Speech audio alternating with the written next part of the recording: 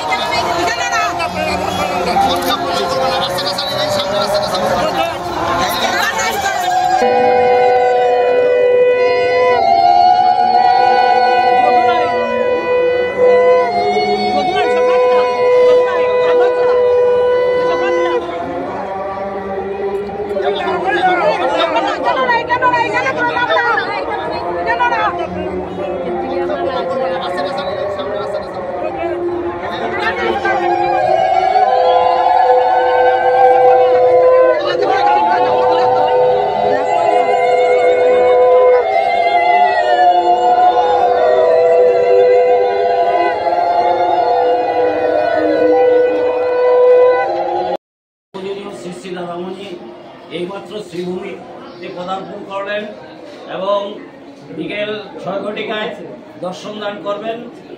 আগামীকাল তিনি বিশ্রামে থাকবেন।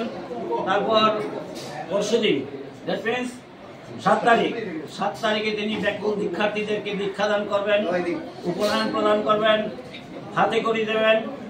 তারপর বিকেলবেলা আছে আমাদের ওঙ্কারের জয়যাত্রা। বাবামণির জীবনের উপর একটা ছায়াছবি বাবামণি থাকতেই হয়েছিল, সেই ওঙ্কারের জয়যাত্রাটা প্রদর্শিত হবে বিকেলবেলা। ৮ তারিখ অখণ্ড সম্মেলন করিমগঞ্জ জেলার শ্রীভূমি জেলার কর্মীবৃন্দকে নিয়ে একটি আলোচনা সভায় বসবেন এবং সেখানে সাংগঠনিক দিক নির্ণয় করবেন পরম পূজনীয় শ্রী শ্রী দাদামণি। তারপর বিকেলবেলা আছে সঙ্গীতানুষ্ঠান।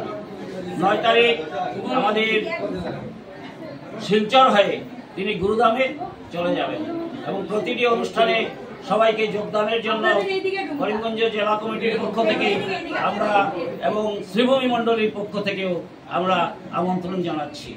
হ্যাঁ, সকাল ৯টা থেকে দীক্ষা, কিন্তু দীক্ষার আমরা যারা আছে দীক্ষার্থীরা তাদেরকে আমরা বলেছি ৮:৩০টার ভিতরে দীক্ষা দিয়ে প্রবেশ করার জন্য।